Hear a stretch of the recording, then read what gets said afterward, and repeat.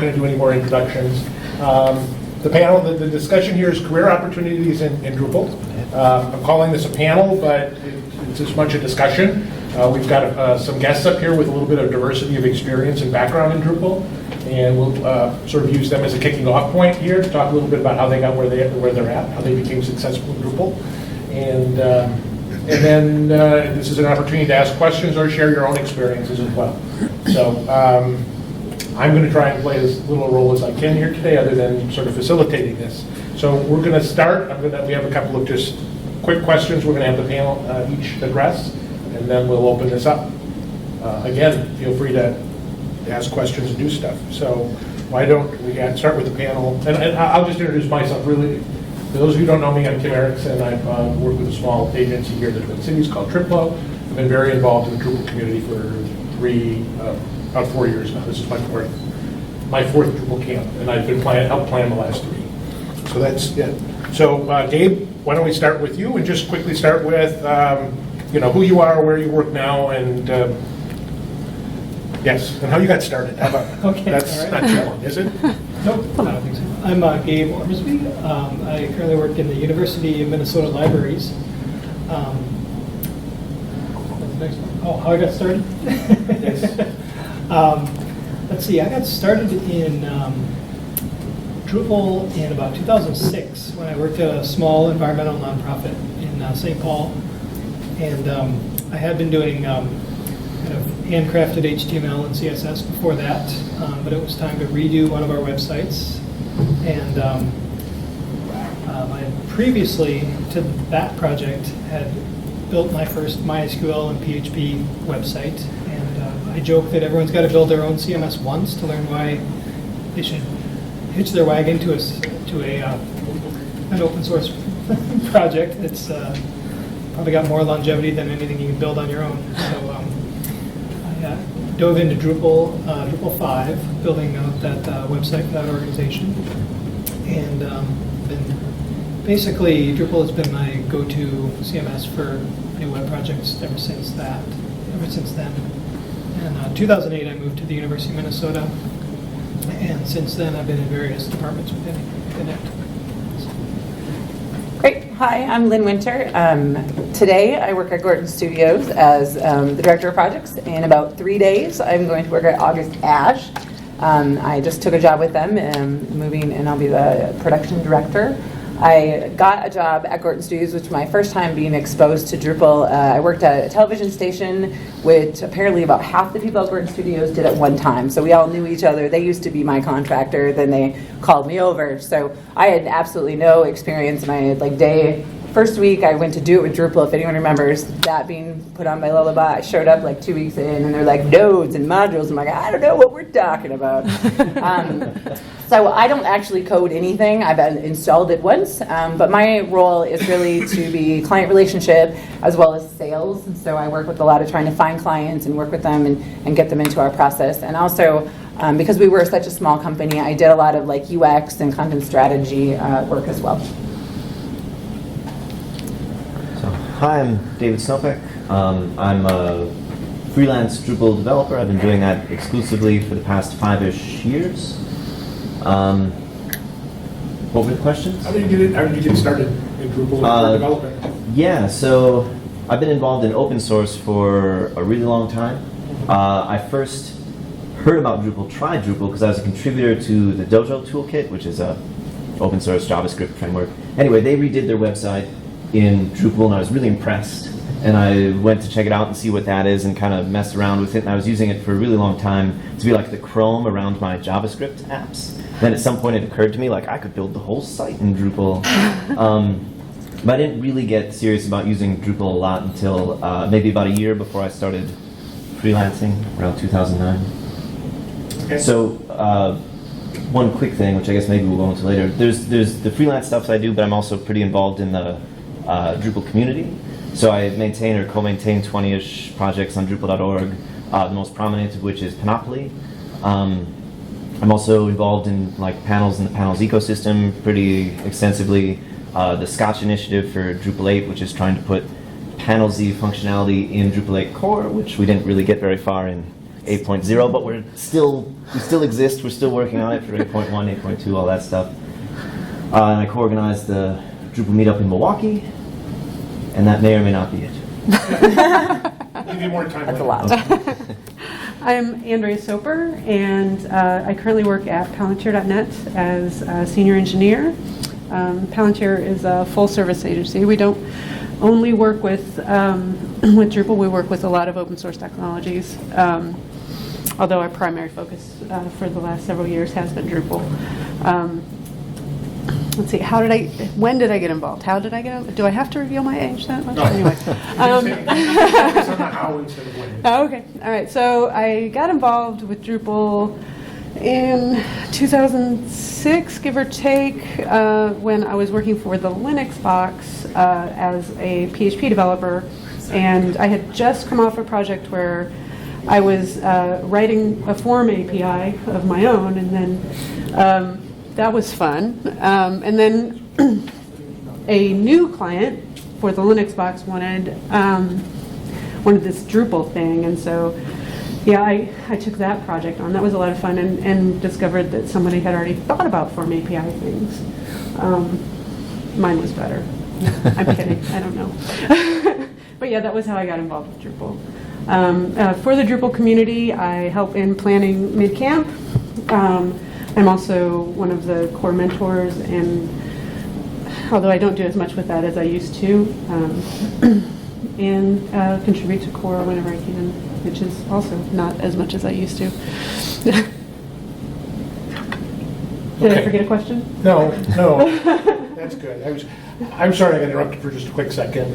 Did you talk at all about the various stages of your career? Oh, yeah, no. So when I worked for the Linux box, which was basically an internship when I worked at the Linux box, and after that I went out on my own and did a lot of freelance work with Drupal, which ended up often being the case that I was working for a client 40 hours a week anyway, because I didn't like, someone mentioned the problem of I spend all my time selling my work, and I didn't like that as much. So when somebody comes to me and says, oh, we'll take you for the next 6 months, I'm like, yes, I'll take it. And got to a point where I was uncomfortable having all of my eggs in one basket that way, which is, kind of a thing. So I took a job at the Nerdery, which is a very multidisciplinary organization. But I kind of, at the Nerdery, felt a little bit like Drupal was the redheaded stepchild, because PHP, that's crazy pants. And so when Palantir made me an offer, I was very excited to go and work for some place that I felt like my skills with Drupal were valued, and I went there. So, Great. yeah. Any of you talk, in no particular order, about any of the sort of resources or tools that you've used to get better at what you do and to create new opportunities? I mean, how have you done that? What have you used to develop your own skills and to move forward? Contributing back to Drupal has been the most rewarding, both financially. I know it sounds like, oh, you work for free, right? That's what that, but no, it really does. I've gotten so many contacts and learned so much more about my work by contributing back to Drupal. I would say that's the single most important thing that I've done for my career. As far as like building your tech skills, I mean, if you're a developer, like you already have that handled. That's not a problem. Like you know how to teach yourself stuff and all of that. To just sort of emphasize what Andrea is saying, like, so as a freelancer, like freelancer can mean a bazillion things. Like it can mean you're one-man Drupal shop. It could mean you're a contractor, sort of like a surrogate employee somewhere. It could mean you're subcontracting for a Drupal shop. It could mean you're like a consultant who comes in on a parachute. Anyway, I've done all of those things at one point. The way that my work evolved, that I moved up to the things that I'm doing now that I really want to do, is because of involvement in the community. Like right now, my freelance work is almost entirely based around helping people succeed with Panoply, which is a open source project that I maintain, and something that I did for free for a long time anyway, and now people are paying me to do it. And even more recently, in January, Pantheon started sponsoring some of my not client work on Panoply, and all of that is only possible because of the time that I put into the community. I'd say for me, I think the biggest thing that I learned from is doing presentations. So I do a lot throughout the year, and every time, because there's so much to learn constantly, and I can't sit at home and just read. Like, it's just, I don't have time for it. So when I have a presentation scheduled, I have to get background information prepared thing. I like to provide resources to people. And so I learned all about some new tools and techniques and different things for, project management, UX, or user training or testing during that preparation for a presentation. But then I'd also say for anyone that wants to they're not sure what they want to do, or they want to grow different skills, I think it helps to be at a smaller place that has so much to do. No one's going to be upset if you step into this space and this space and this space to try out things. So if you're not quite at a certain level, or you don't want to focus in on one thing, going into a smaller agency where you can kind of expand because the people are just super happy that you're picking up the work, I think helps a lot too. Starting out, I did learned a lot from the local community, especially the Advantage Labs locally has a program they call Lab Hours, which is basically like show up and work on what you're working on and with other Drupal people, and we can kind of share knowledge face to face. For some reason that gelled with me quite well, and so as I was building my first Drupal site in particular, I spent a lot of time in that environment working with those folks. That and online docs are really how I got going. A lot of the stuff on Drupal.org.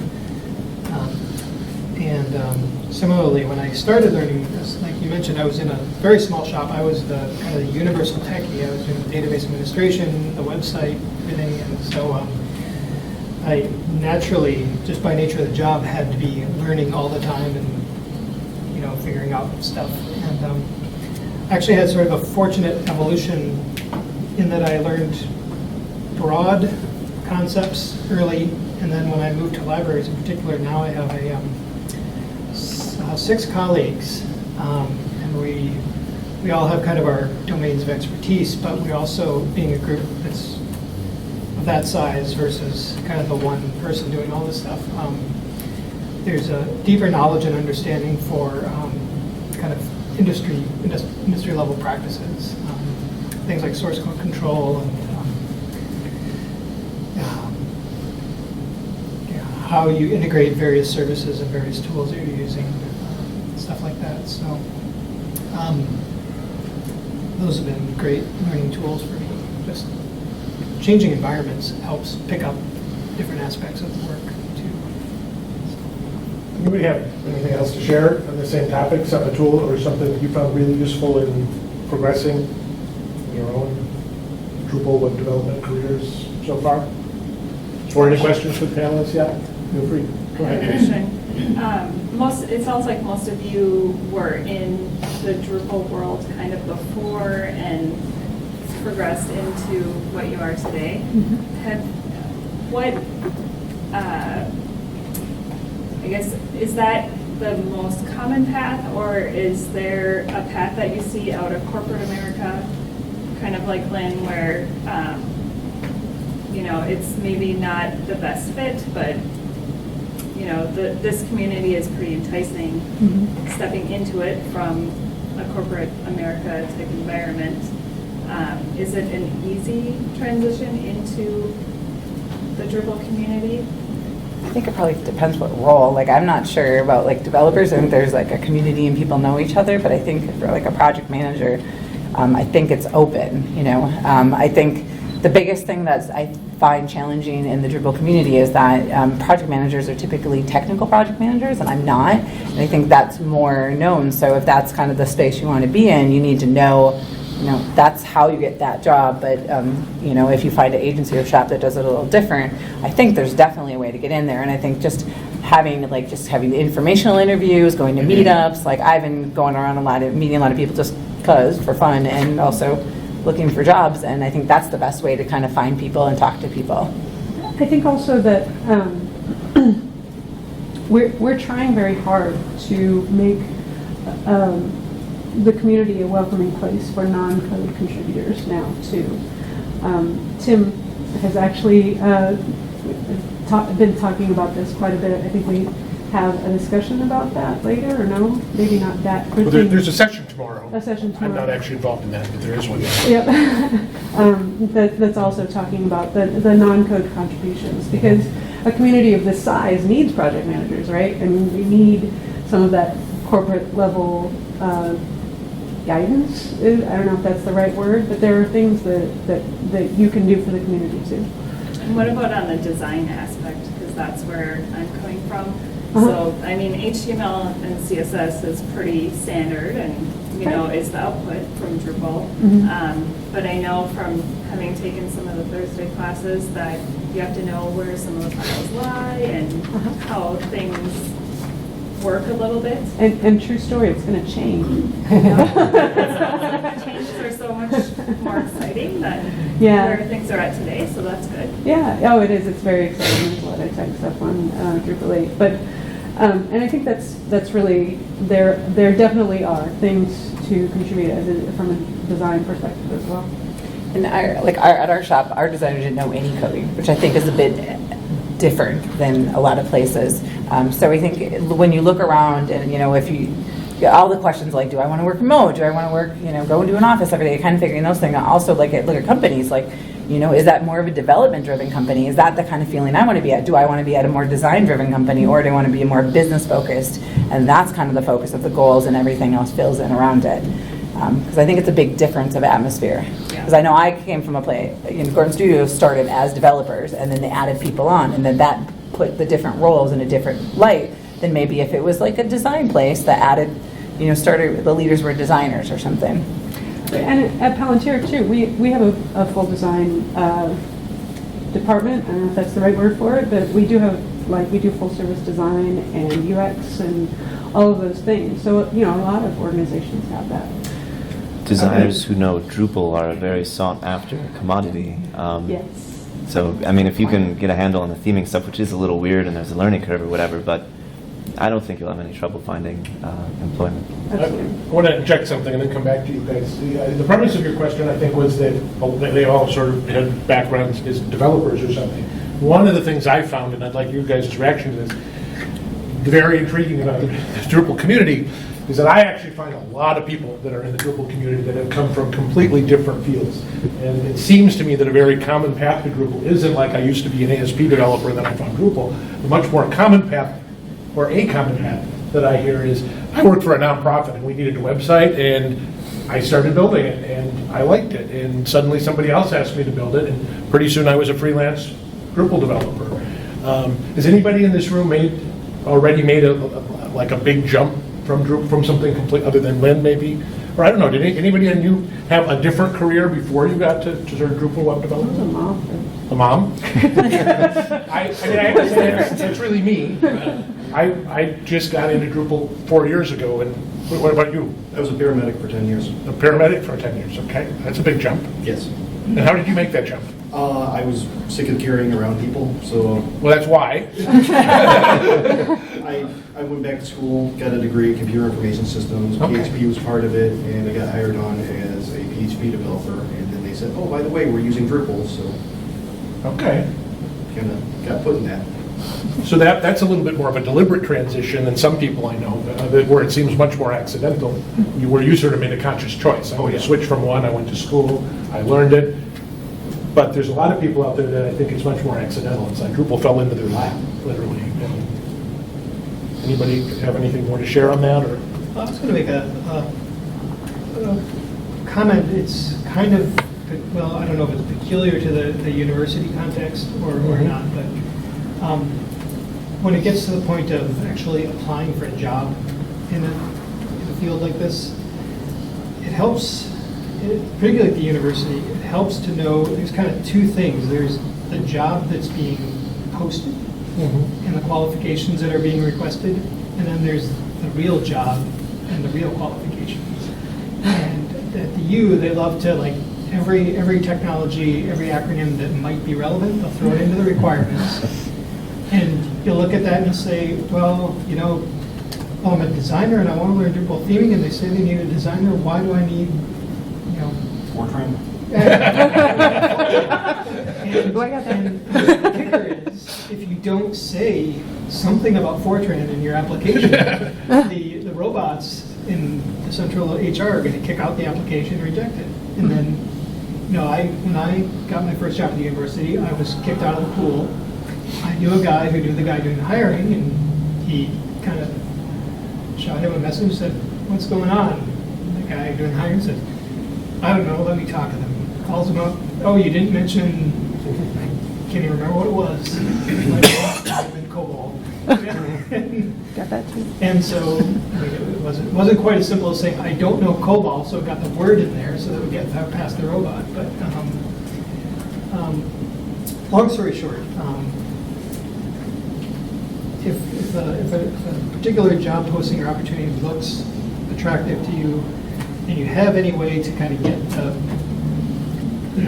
kind of work the back door to talk to the people most responsible for the hiring, that can save you a lot of unnecessary discouragement in some situations like this. Would you say that that is facilitated by coming to events like this and meeting people and It can be. Yeah. Yeah.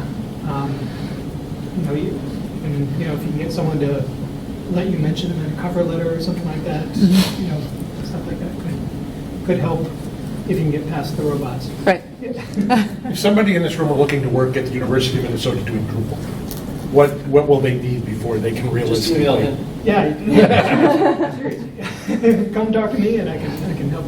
I can help you at least read through the what's said and not said in what's kind of between the lines in a lot of the postings. But if I were to say I'm a beginning developer, and I would really like to work at the university, what are the minimal skills that I need to get before I should realistically apply? It really depends. The university it's not an institution so much as a small city, and every department, every unit has different expectations, different cultures.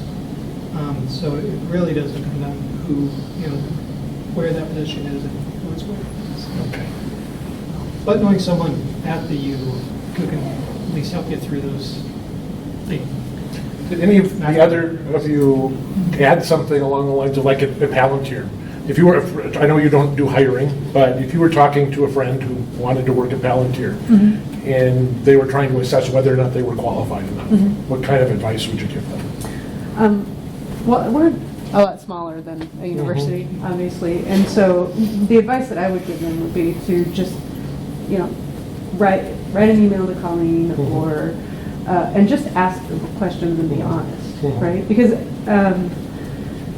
I really liked, that was one of the points in Drew's talk, which was in here just before, and it was just be honest. And you're never going to get yourself into, so the issues are, if I get that job and I don't know Fortran, now what? They're going to expect me to do Fortran and I can't do it. And you don't want to be in a job where you can't do it, and they don't want to put you in a job where you can't do a job either, right? So just get in touch with and talk to, whether face-to-face, on the phone, by email, and say, here's who I am, and be honest, and let them tell you, right? Have a conversation. Also, there's such a demand for people at all of the Drupal shops because Drupal business is booming like out of sync with the rest of everything else, that a lot of people who get hired at Drupal shops are conversions from other things. So like someone who was a project manager on SharePoint projects will get hired at a Drupal place with no Drupal experience, and they intend to help that person convert from what they used to do to what they're doing now, just because there is such a demand for employees. Yeah, we've just hired like 3 two Symphony developers who know nothing about Drupal. And even though most of our projects are still Drupal, we're kind of onboarding them into the Drupal world. So that brings up another question. Do the salary requirements translate from corporate America into Drupal shops? So Often? I don't know corporate America, but like if you compare what Drupal people get paid versus like developers of similar technologies, Drupalers tend to be paid more. because of this sort of like there's a ton of demand and not enough supply, and that won't go on forever. So get involved now. But yeah, I don't know how that compares to the corporate world. I don't know if anyone else is more corporate. My understanding is that the going rate is very competitive, but Corporations are going Drupal, so Yeah. there's a Yeah. corporate world that's Yeah. yeah. Go ahead. This is remotely on the same line. So my goal would be to work remotely. Right now I work in downtown Chicago. I enjoy it. But the problem with a distributed office is that you have the entire nation to choose from for talent. So how does somebody, living in rural Indiana set themselves apart from somebody who has 15 years of Drupal experience? Participate in the community and meet people. Yeah, so Hi, I'm JD. I have a true story. In Fort Wayne, Indiana, I worked remotely for the Nerdery for a year or something, whatever, and then moved to Chicago. And so I do work in Chicago, but I don't go to the office. I do work remotely. You set yourself apart by meeting people, doing what you do, and being good at it. And being honest. But I want to come back to that. My Delivering on relative. time is a big thing. I'm sorry? Delivering on time Oh, is yeah. a big thing. Did you have a question or comment, or no? I was going to add that, like, if at our company, one of the things that we would do if it was not somebody local is you'd be looking online what are examples of your involvement, so GitHub, things like that. Like, are you good at what you do? Does August Ash hire remote workers? We have a few, we prefer local Mhm. people, but we do have a few.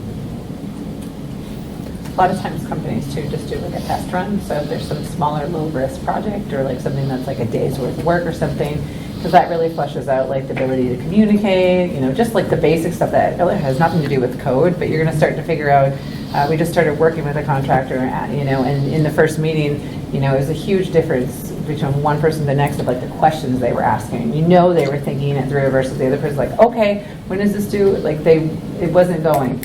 And so we knew which one would be kind of the better fit for the job that way.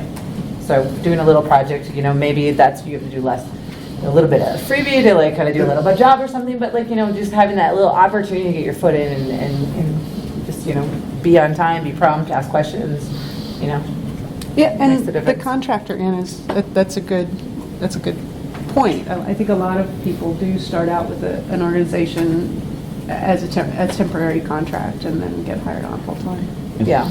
Pretty much all the big Drupal shops have like an approved contractors list, and there's some process to get on it, and then they all have way more work than they can handle. So like once you're on it, they'll be calling you to try and put you on these projects. We've called shops all the time, like, we need something for this, or what about this? So, who do you know that can do this kind of project when it comes up? Sometimes it might take 6 months to get something going, but. Yeah. Helpful. Any other questions? One of my frustrations with we've talked about Drupal developers being in high demand.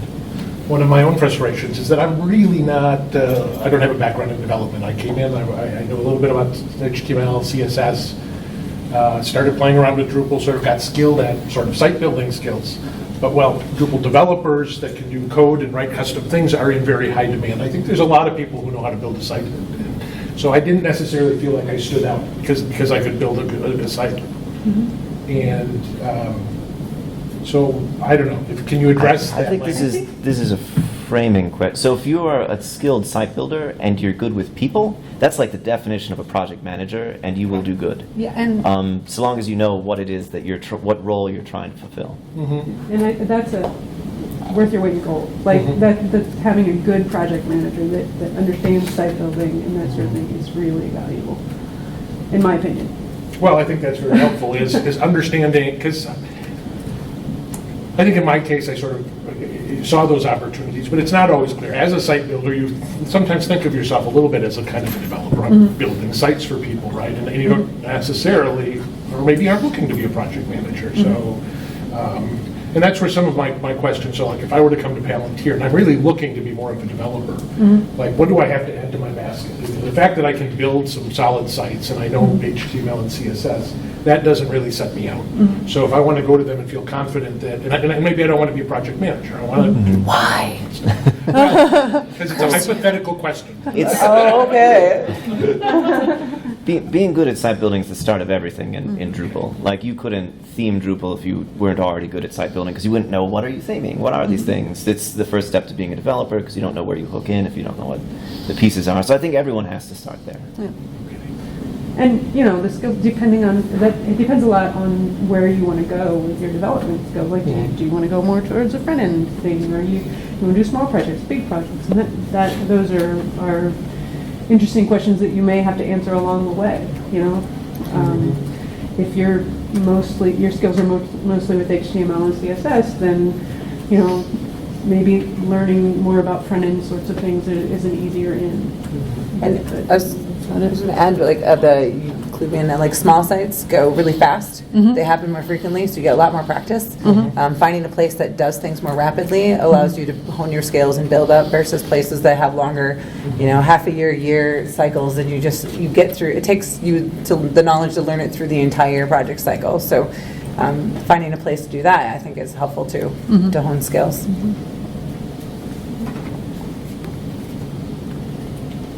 Other questions? I just got a comment. I don't think the only jobs that are available are developer or project manager. I think there's a huge range of things that, you know, if people are interested in making a jump from corporate America or whatever, I mean, any leadership skill that you have is directly transferable, especially if you can, you know, if you understand even lightly the, you know, the tech part of it and can talk to people. Or, you know, have a penchant for like technical writing because, like, you know, there's documentation that needs to be done. It's huge. There's like a business analysis, you know, if you're agile based, and, you know, somebody's got to write the stories, like a lot of people who use more formal methodologies. There's, you know, QA, quality assurance type of things. And then, as far as I understand the market, you know, there's like the ecosystem of opportunities is, you know, kind of the agency and smaller shop. You know, Drupal has a rich history in that. And then there's the people who buy those services. So, you know, some of those sectors are getting pretty huge. You know, the higher ed, you know, things like that. Healthcare is starting out. Media-rich sites like, you know, NBC Sports. Tesla's converted over to Drupal. You know, so there's a huge, you know, footprint in corporation. And then there's this whole like ecosystem. Like my business is maintenance and support. And so, you know, there's a whole different kind of take on development, you know, if you're dealing with maintenance and support. And then there's the companies that kind of supply those things like Aqua and Pantheon, because those are sort of bigger enterprise software companies. You know, there's probably, I don't know, 40 or 50 kind of jobs that are available, you know, in those companies. And particularly somebody like Aqua, or, you know, if you've had a corporate position of any sort of, you know, like not necessarily director level, but, you know, like immediately below that or some, you know, kind of thing, there's all kinds of opportunity right now because those companies are growing fast, you know, and they need people who are, you know, passionate and particularly if your corporation was in an existing market that they're trying to sell into, you know, it's a valuable experience. Really want to stay about it with my kids. So I might hit up all of you later. Fantastic. Sounds good. We'll do that. So Chris, not to put you on the spot, but anybody, I'll give you a chance to volunteer. Anybody in this room have hiring authority? Yeah. So what advice would you give people if they say they're looking for this? Well, I mean, I think being a well-rounded person is just super important. You know, it's all about Drupal, but it's also potentially about, you know, I like at least one other activity outside of that potentially. So we, you know, and someone who's an awesome team player is always, you know, helpful. And I think somebody was saying, I forget, you know, as you kind of go through I think it was you. What was your Lynn. Yeah. as you go through a conversation, you know, the kind of the things that might exclude them, you know, they're not curious, they're not, you know, so ask a couple of questions. And, you know, sometimes it's hard to communicate in those situations, but I think being curious and really knowing your stuff. I'd also highly recommend having at least a passing acquaintance with, you know, some form of methodology in software development, because, you know, that's important. And like, know your tools, you know, Git, Jira, like all the basic things. But those are like kind of easy things to learn and communicate about. Yeah, I think the sky's the limit, really. I think there's all kinds of opportunity. I think that's the problem.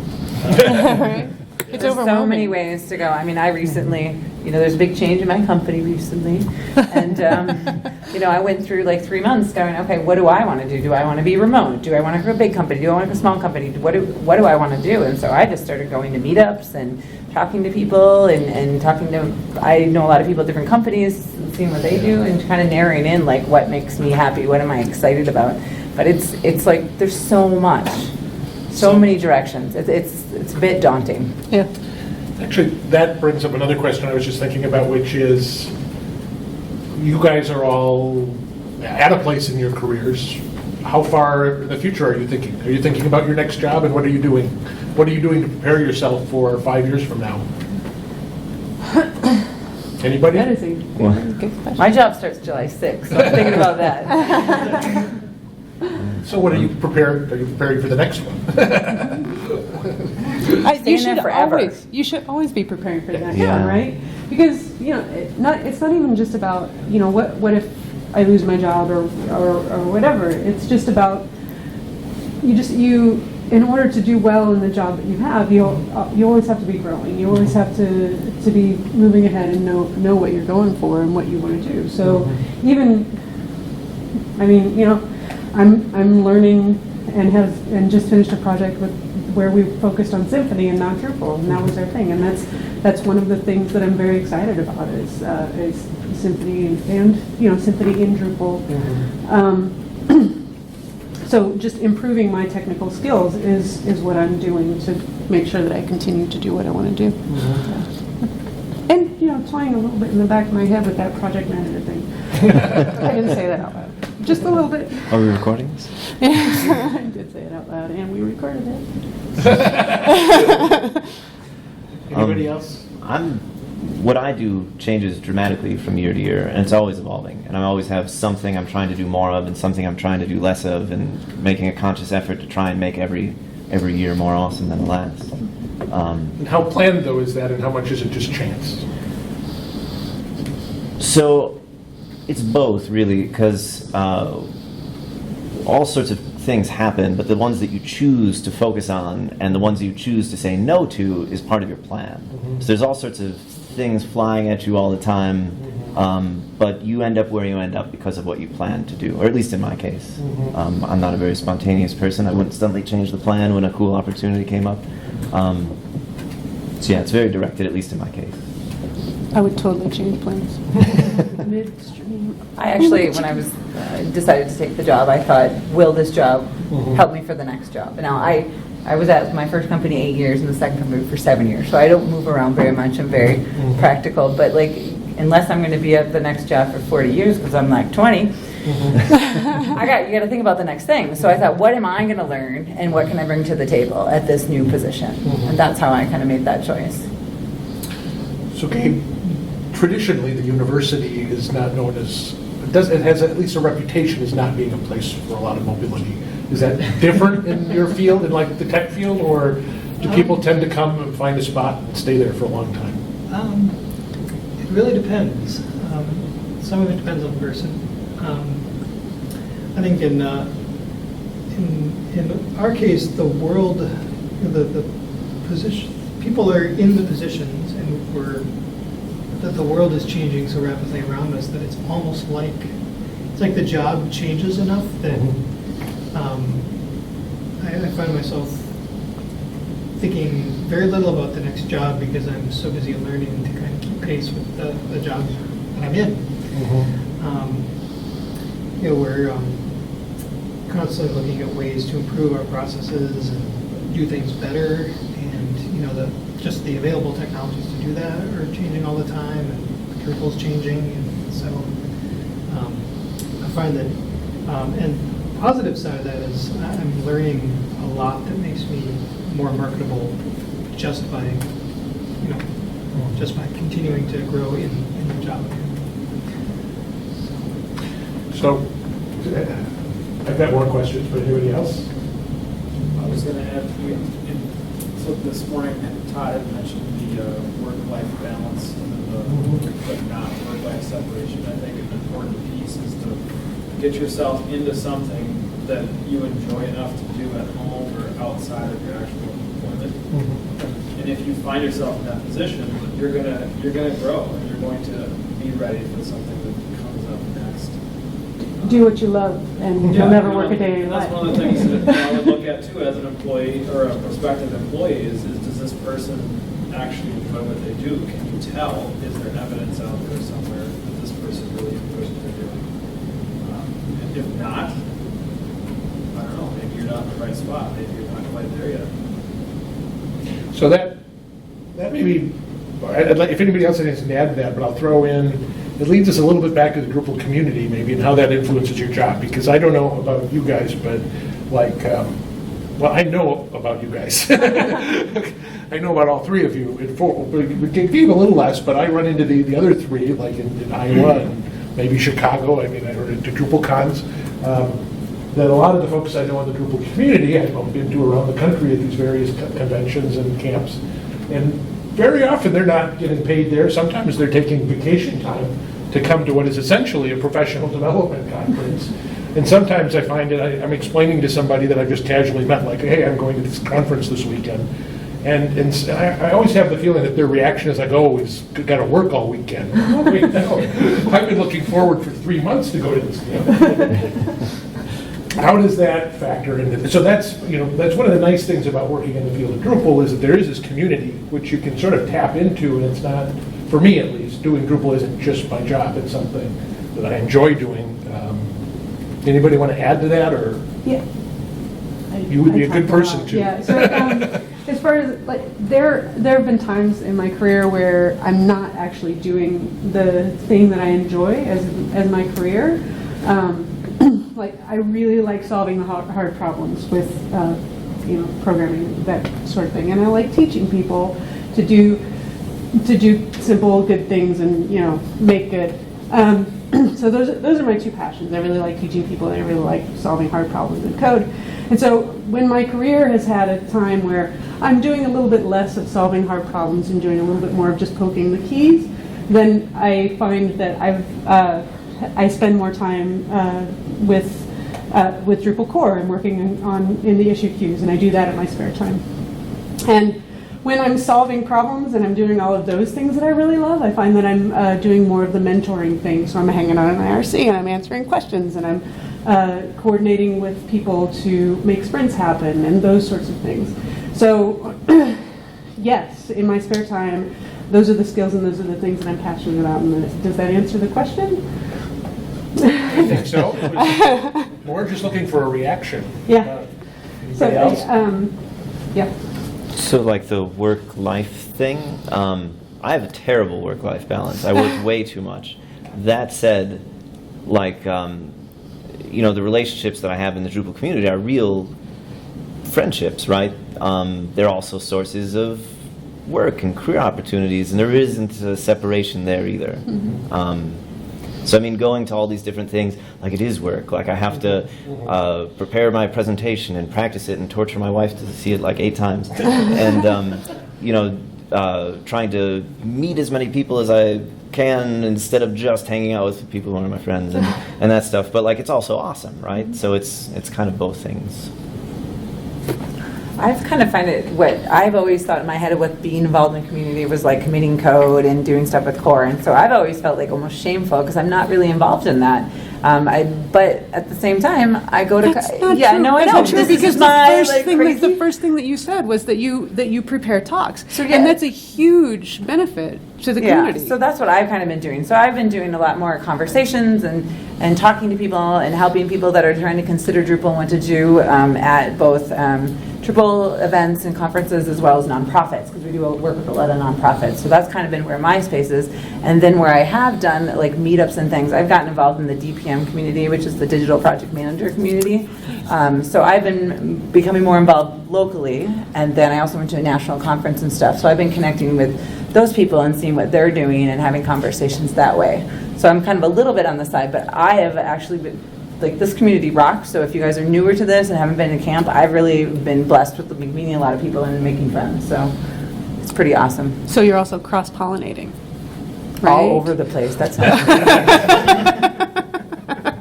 No, you're taking Drupal No, I to know. other lands. Never mind. Anything to add, or? No?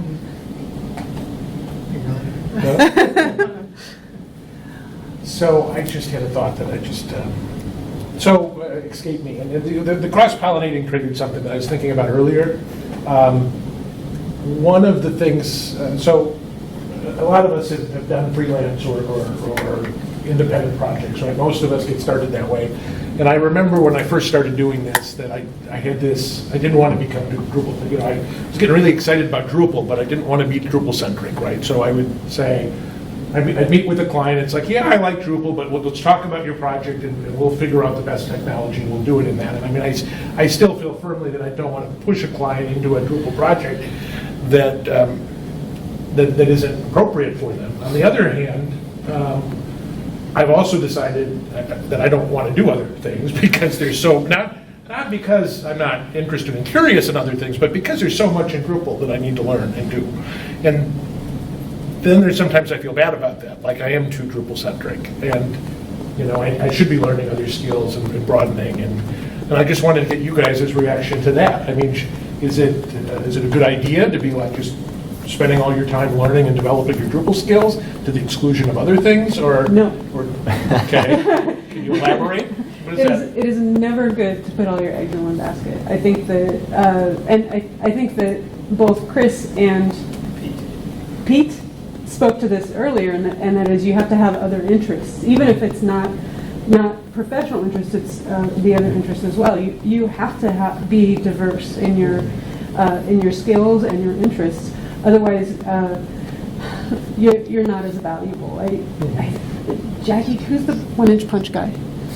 Jackie Chan? Jackie Chan? Is it Jackie Chan? I don't know. The 1-inch punch. Bruce Lee. Is it Bruce Lee? Bruce Lee. Okay. He said something like, being a better martial artist makes you a better musician, makes you a better student, makes you a better martial artist, makes you a better musician, or something like that. And it's cyclical. Like you have to know other things in order and bring those to your skill set, right? And you have to integrate that into who you are, and professionally and personally. Can I disagree slightly? Sure. So like, so I definitely think it's important to be to like check out other things and not totally isolate yourself, and also like human skills are unbelievably important, especially in technology. I don't know why people think that they aren't, but it's completely the opposite. That I think they're even more valuable in technology than other things.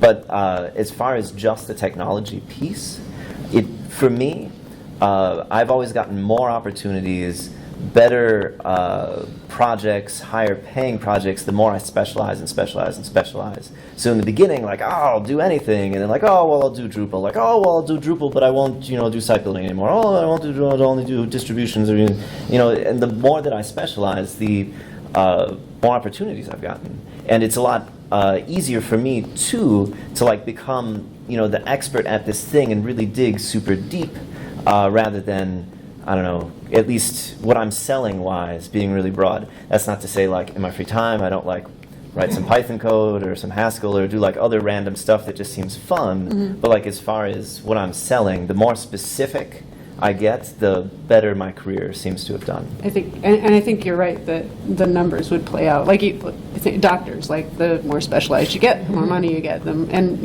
pretty much everything. That's probably true, but if you don't have broad things to come from either, that's also a problem. Mm-hmm. Yeah. That's what job you want. I mean, if you could like have the magic 8-ball, I mean, I think that's, you're specialized. Like, I feel like I'm a generalist, and I like that, and that's my interest too. Like, if you want to bounce around and do those kind of things, I think that's a better way to go. But I think definitely if you've got like this skill and this kind of thing, like that's the guy to go for that, and that's the woman to go for that, and I think it does matter. But if you, who knows what the future holds? I mean, I think I'm more interested in, right now, like different platforms and what you can do with things. So I've played around with Squarespace and doing, sitemaps and different things like that because I'm interested in that and what comes out of that. So that helps me learn. But I mean, it isn't going to help me with my next job. Like, well, I made that Squarespace site, so there we go. So.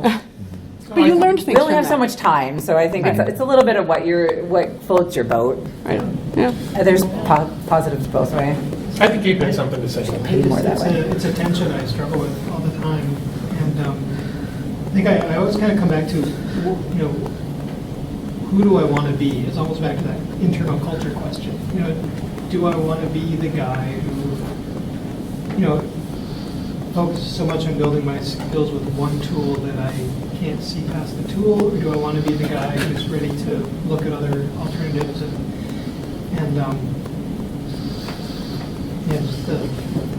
the limits of time? It's hard, but I think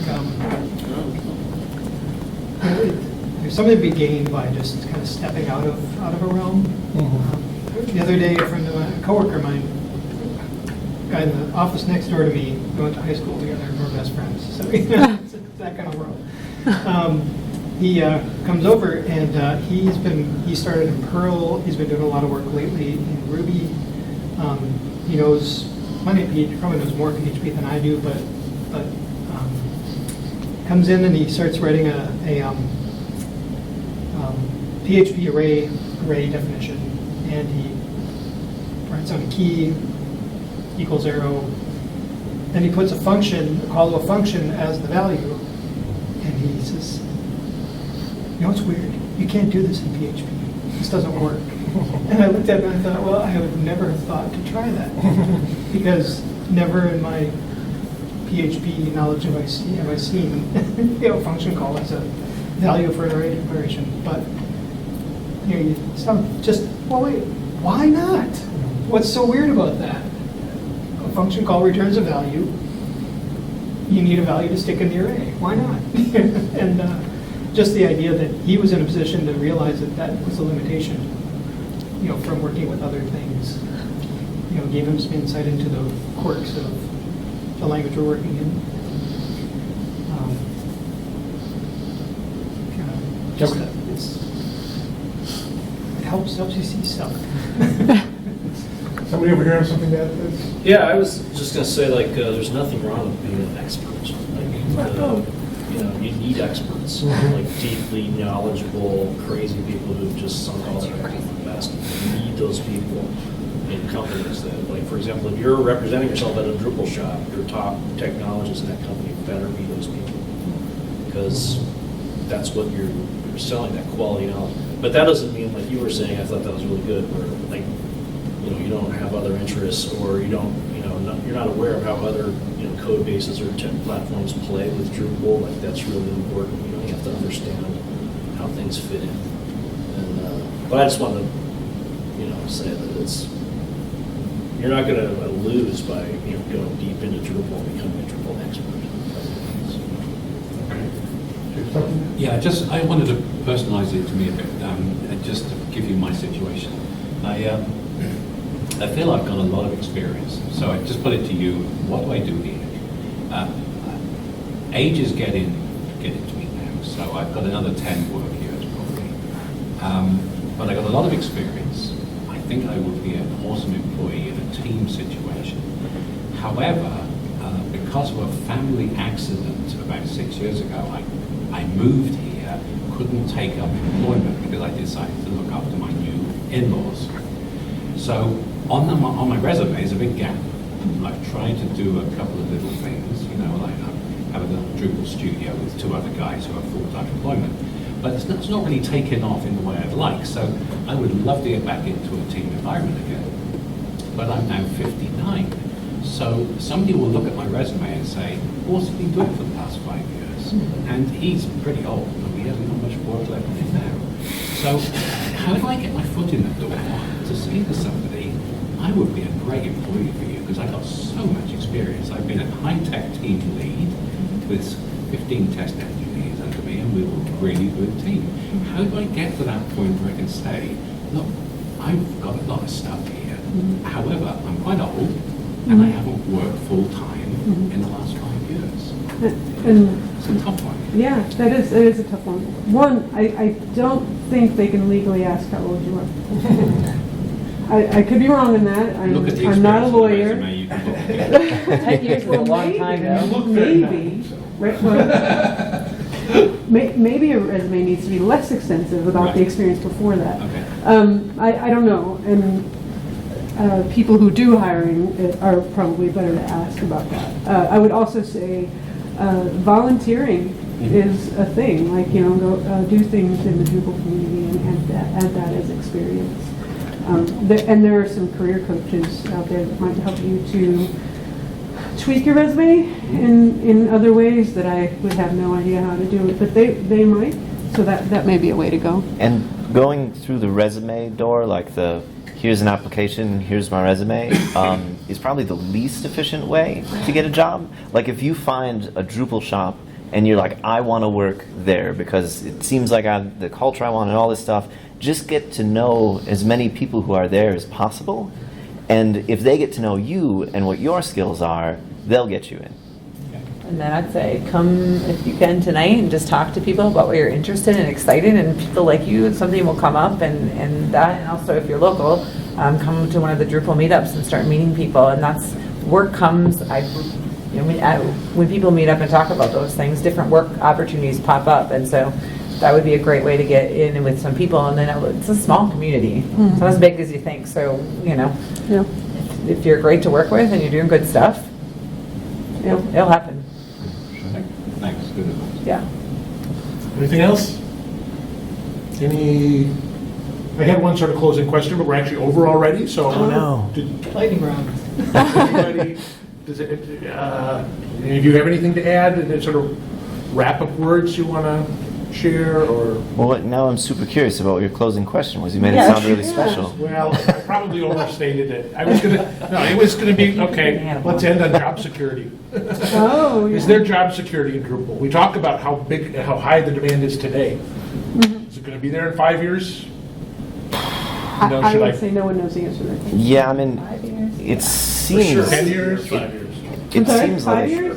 How What are they secure? going to do Huge to that? institutions are beginning Oh, implementations absolutely. now that are going Yeah. to take that long Yeah. to finish. Yeah. I can say I'm not. Chris thinks so. I'd say what's the job security for Drupal, Symfony, HTML, CSS, just everything you touch working on Drupal, or that can conceivably touch PHP. That's a good point. There's a lot of transferable skills in there that